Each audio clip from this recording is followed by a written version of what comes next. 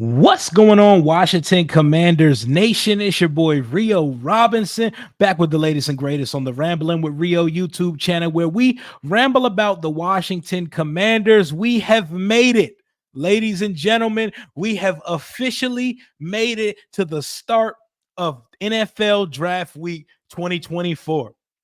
We are 3 days away, 3 days and a couple hours away from Washington being on the clock with the second overall pick, the pick that theoretically starts the draft, because we all assume the Bears know what they're doing at number one with the quarterback out of USC, Caleb Williams. And today I'm here to talk to you about my 5 bold predictions about the Washington Commanders draft coming up this weekend.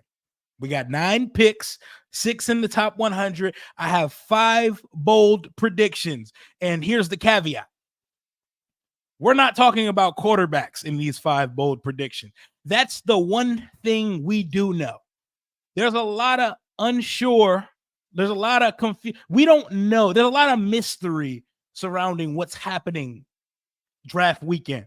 But the one thing we do know is Washington's leaving the first round of the NFL draft with a quarterback. So I'm excluding the quarterback position when I talk about my 5 bold predictions for how the rest of the NFL draft will fare for our Washington Commanders. But before we get to those bold predictions, we got to start off with the quarterbacks. It's not a quarterback video, but quarterbacks drive the conversation of the offseason, the in season, the any season when it comes to NFL football, and Washington needs one. And when you need a quarterback, that is always the pièce de resistance to all NFL conversation. J.J. McCarthy, Jayden Daniels, Drake May. What is the latest on them? I will give my official final prediction of who it's going to be on Wednesday. On Wednesday, you will get my final mock draft. Not doing that today. How topsy-turvy and roller coaster like this offseason is, I could go to sleep thinking it's one guy today and wake up on Wednesday and feel it's a completely different guy. Each day, there's something new. Last night, Jayden Daniels was on Nightcap with Shannon Sharpe and Ocho Cinco. Today, Drake May did a 15-minute long interview with ESPN, and J.J. McCarthy's draft odds have immediately shot up to like 11-1 now. They started at like 30-1, and they went all the way up to 11-1 to be Washington's pick. There's a little bit of everything going around. Still, the consensus is Jayden's going to be the guy. So let's start with Jayden Daniels. He was on with Ocho Cinco, Chad Johnson, if you don't know who that is, and Shannon Sharpe on Nightcap last night. There wasn't much to pick from the conversation other than 2 things. They asked them about the Las Vegas Raiders and Antonio Pierce theoretically trading up for him. And per usual, he started blushing, he started swooning, and clear smittenness took over. We already know he has a preference. It's not going to happen because they pick in 13. And even Jayden comes out and says, I don't know how they would make that happen, but that would be fire because AP is my guy. Cool. Let's talk about Washington. Asked about Washington. Short, sweet, concise, to the point. They got some dogs over there. They got some dogs, and that was in reference to Ocho Cinco pointing out that we have Jahan Dotson and Terry McLaurin, as Ocho Cinco called him. It's McLaurin, but I don't think he knew any of the rest of our roster. I think those names just stuck out to him. And he probably doesn't know that Jahan had an off season last year, but they got some dogs over there. That's about all I got about Washington from Jayden Daniels. Favorite part of the Jayden Daniels interview? They asked him, they said, I know you're friends with these guys. I know these guys are your competitors, but what sets you apart from the Caleb Williams, Drake Mays, J.J. McCarthy, those guys? What sets you apart from those guys? Love the answer. He was like, those guys all have traits in them, all have special traits in them. They all got something to them as well, but I'm a dog. I'm a fierce competitor. I'm just a dog. I'm liable to take that thing 80 yards to the crib at any time. Love that. That's the game-changing, game-breaking ability that Jayden Daniels presents. Drake May's interview, I'm just going to point at one part of it. We're going to jump to that one part of Drake May's interview, and then we're going to move on to my bold predictions for the Commanders draft upcoming. They asked Drake May specifically about Top Golf Gate. Top Golf Gate that took place at Ashburn last week when we were holding the Catalina wine mixer of draft prospect job interview, job fair at Top Golf last week. They asked them about it. And Drake was so excited to talk about that shit. He jumped out. He didn't even let the dude finish the question. He jumped out there, man. I loved it, man. It was really interesting. It was a good time. They wanted to get us out there with our peers. I don't know, maybe see how we interact with each other in a different, stressful environment. He specifically name dropped two other guys that were there. Tackle from Georgia, Amarius Mims, potential trade candidate or second round candidate for the Commanders at tackle, and tight end Eric All. Talked about their golf swings as well. And we already know Drake May was born. He looks like a country clubber. His golf swing is pure, and he looks like he was born to be an athlete. So he shined at Top Golf. He said him and JJ shine on the rest of the crew. And we already knew. And we're not judging quarterbacks based on how good they are at golf. But it's just the moxie of getting guys, rallying guys up together, having a good night out on the town, and seeing how you socialize and how you bump shoulders with everybody, because locker room culture is a real thing. These guys go to dinners together. These guys' families vacation together, the whole nine. I never had a problem with it. Drake May definitely didn't have a problem with it. And the way that Drake May answered the question is prototypically how I would want my client or my incoming quarterback to answer the question about the damn Top Golf situation. They didn't ask Jaden last night, but I imagine they were instructed not to. But loved his answer, loved the enthusiasm. I'm still very impartial that I would be fine with either of those guys, even if there is a current favorite. JJ McCarthy, the only news with him is that he's shooting up the betting odds to be the possible guy at number 2. And Kevin Sheehan reported today that McCarthy is Washington's number 2 option after Jaden Daniels. What that tells you is nobody knows a fucking thing, and we're all going to find out in real time at 8:39 on Thursday night after ESPN and NFL Network cuts the commercial before Washington picks. Maybe this is the year we can turn the tides. Maybe this is the year they realize it's different now in Washington, and they don't have to cut the commercial before we make our draft pick.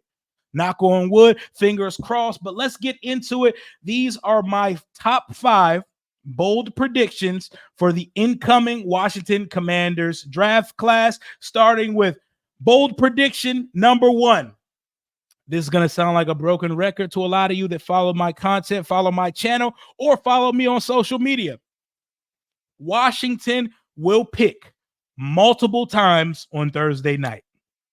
Washington will trade back into the first round for a tackle or a pass catcher. 95% sure it's probably a tackle over a pass catcher, but with the way this receiver class looks, you never know. They could say, whoa, we took Jaden Daniels at number 2. Let's pair him with the receiver he went busy with at LSU last year with Brian Thomas Jr. But most likely odds tell me if we trade back into the first round, it's because we see the run on tackles taking place and we want a ticket to that dance.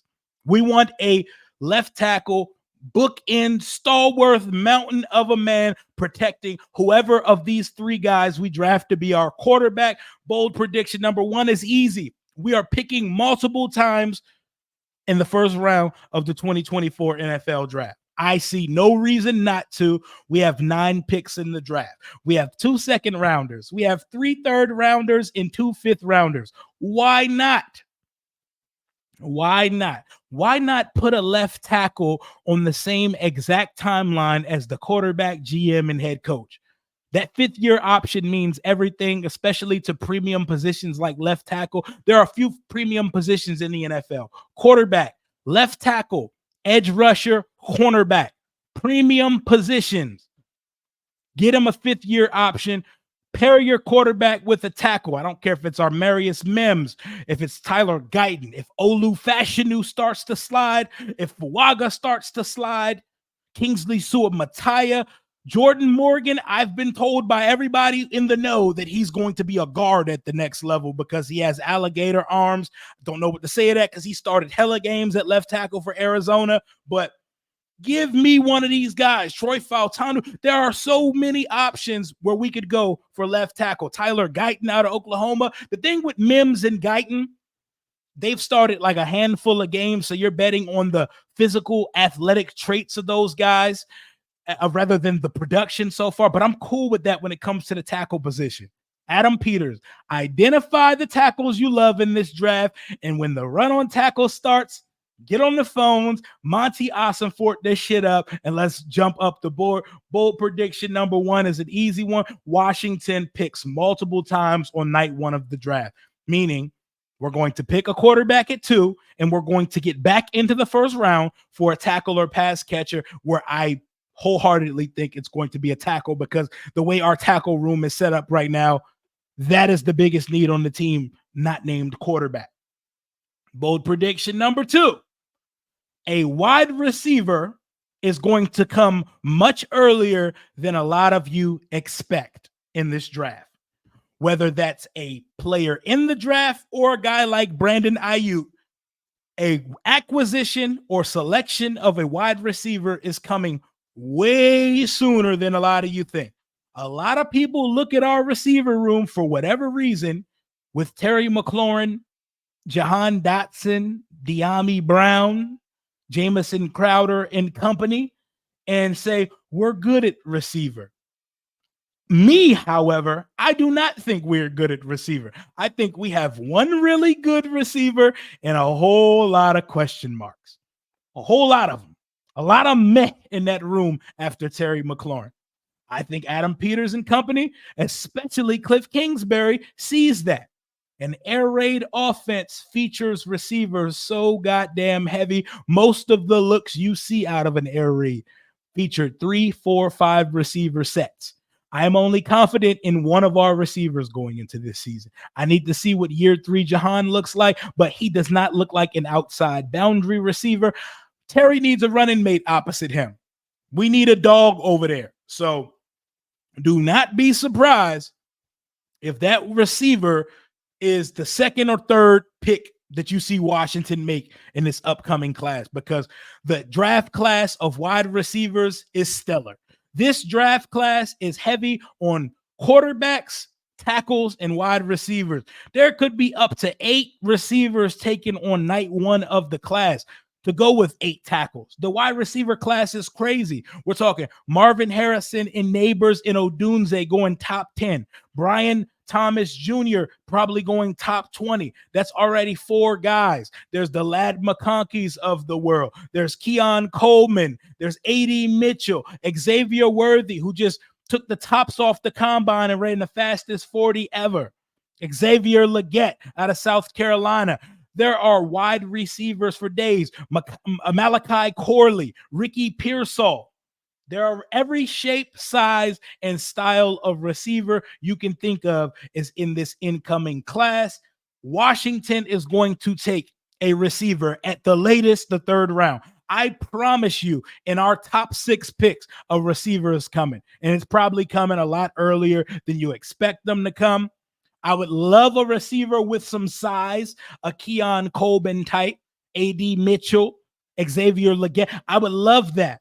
Or if we go with Jaden Daniels, I would love shit. Even if we got McCarthy or May, if there's a way we can bring in Brandon Aiyuk, I'd be all for that shit as well. But especially if we get Jaden Daniels, because you're providing a reunion. You're providing an already established chemistry and synergy between 2 guys. I would do that in a heartbeat. Bold prediction number 2, a wide receiver is going much earlier than guys expect. Bold prediction number 3, I don't think Washington drafts a defensive lineman in the first 3 rounds of the NFL draft.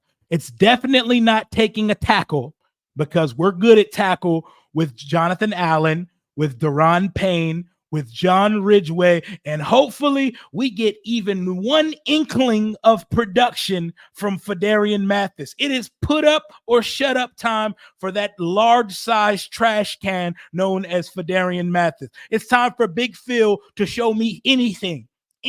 Make one play.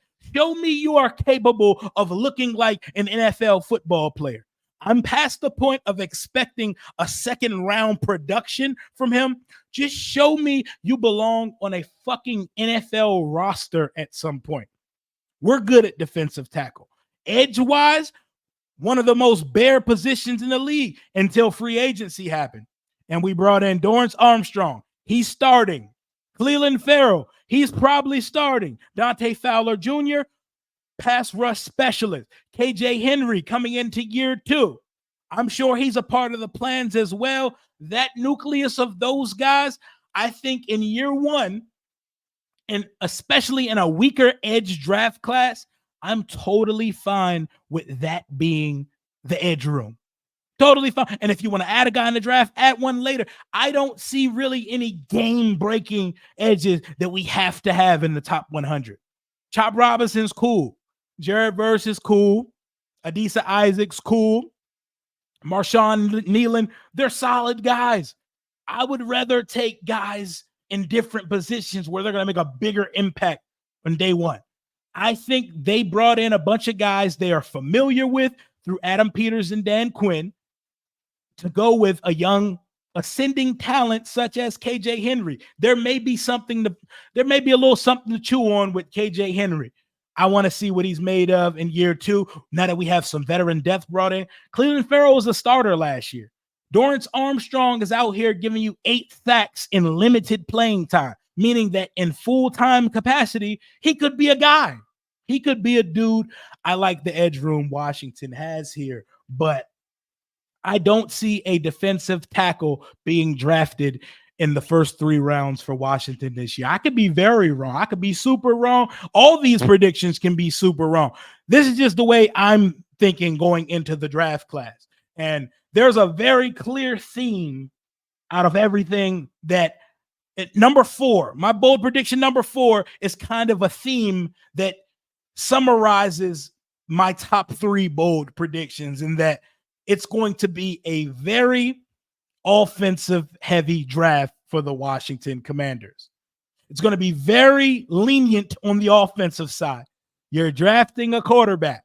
A young quarterback needs everything to survive in this league. He needs a little bit of everything around him. On a team that won 4 games last year, you need to provide him with the tools necessary to stay afloat in this league. So in our first year under a new GM, head coach, and quarterback, I'm leaning the draft towards the quarterback. Whether that's out of 9 picks, we take 6 offensive players, or since we're trading up into the first round, as I predict, 5 offensive players to 3 defensive players. I think there's going to be a significant lean on the offensive side of the ball. If there's one thing I feel like I could guarantee I would push all my chips at the center of the table on about the 2024 Washington Commanders, it'll be that the defense is significantly better in detail, better in communication, better in production. I expect the defense to be way better under Joe Witt Jr., under Dan Quinn, Ken Norton Jr. We got some dogs coaching this. Jason Simmons. We got so many good coaches on the defensive side of the ball. There's already some talent there. If they can get anything out of the secondary, we're good to go. We actually have NFL linebackers now. Hello, Bobby Wagner, Frankie Louvu. Hello. We got some edge rushers. Nothing you're going to ride home about, but we have pieces. If they can get anything out of Emmanuel Forbes, and they can coach the detail into Benjamin St-Juste so he does not have to be so damn handsy and aggressive as a cornerback, drop in a solid cornerback into that group, the secondary is Gucci. Jeremy Chin playing the safety linebacker hybrid type role. We added some dogs to the defensive side of the ball. I think the defense is going to be fine. It needs another drop or two, a cherry on top to bring the ensemble together, but I think the defense is in good shape. The offense needs all the tender loving care. The tackle room is ass. We're going to find out what we have at left guard with Nick Allegretti. I think we need 2 tackles. I think we need a tight end to put behind Zach Ertz and not necessarily put behind to collaborate with Zach Ertz, because I can see us utilizing a lot of 2 tight end sets. We need a dynamic tight end. We need another receiver. We need a running back with some juice, with some speed, with some play style versatility that we can line up, the type of back that you don't know if it's a runner or if he's going to be a receiver or running back each play. There needs to be a juiced up running back added to the room. You get where I'm coming from? So the offense needs a quarterback. The offense needs 2 tackles, another tight end, a wide receiver, and a runner. It's very clear which side of the ball Washington should be favoring going into the 2024 NFL draft. So bold prediction number 4 easily is we're going to be a very heavy offensive draft when we get on the board, starting at number 2. And number 5 is probably going to piss some of you guys off, but it is what it is. I think Washington is going to end the draft by drafting a punter. Yes, I said a punter. I know we have long-term fixture, linchpin of the organization, Tress Way at punter. Tress Way is not getting any younger. Tress Way just turned 34 years old the other day. Tress Way is entering a contract season with the Washington Commanders. I'm not sure he's trying to punt till he's 50 years old. He may not be trying to punt till he's 40. Shit, he may not be trying to punt till he's 35. He could retire at the end of this next season. Who knows? That is the longest tenured Washington Commander.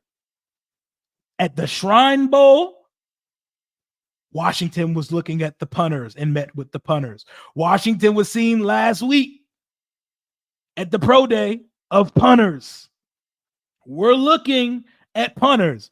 Whether you want to like it, admit it, or not, that's a position they are looking at, and it's a position they might look to get younger at going forward starting in 2025. So Washington ending the draft by selecting a punter is something I expect on my bingo card. It feels like they are definitely vetting the punter position. Tress Way may be retiring and going to host the command center. Who knows? We know whenever Tress does retire, he's going to be welcome to this organization with open arms to be a media superstar for the Washington Commanders, because he is a great human, one of the coolest guys on the team, one of the best personalities, one of the best people that this organization has seen in the last 20 years, in a 20-year run of bad people coming in and out of the building. Tress Way is the best of the best. He's cut from a different cloth than most people that has played for this team. Whether people think I respect him or not, I do. I love Tress Way. But we may be in for a new punter starting in 2025, because he will be an unrestricted free agent. And who knows if he wants to even play football anymore after 2024. We still have to see. And the one thing that I do know is if we draft that guy in the middle, JD5, Jaden Daniels, him and Tress Way need to have a conversation about the number 5. Y'all know how I feel about that. You know, I have an affinity for numbers. And I'm sorry, my punter got to pick a different number if my incoming franchise quarterback wants his number. A guy that's won the number since Pop Warner. Tress Way wore 36 in college. I'm sure 36 is open on the Washington Commanders or something similar. But if Tress Way ends up being moved on from in 2025, what a run it was. He was the best player on this team for quite some time. It's sad to say. It's embarrassing as hell to say that our punter has been our best player for the crux of the last 7 to 8 seasons, but 'tis facts. So just to summarize my bold predictions again for the upcoming draft. Number 1, Washington will pick multiple times on night 1 of the NFL draft. Number 2, wide receiver goes much earlier than anticipated. Number 3, no defensive lineman will be taken in the first 3 rounds. Number 4, the draft will be very heavily lenient towards the offensive side of the ball. Number 5, Washington will close the draft out by drafting the successor to one Tress Way and taking a punter. Those are my 5 bold predictions for the 2024 NFL draft regarding our Washington Commanders. Busy week of content to come tomorrow. Me and Jalen, Bleating BNG, Jalen Morgan, my boy Stunner, we're going to be doing our annual 7 round weekend, our annual full first round mock. Picks 1 through 32. I will be picking the even numbers. He will be picking the odds, and we'll be placing a friendly wager over it.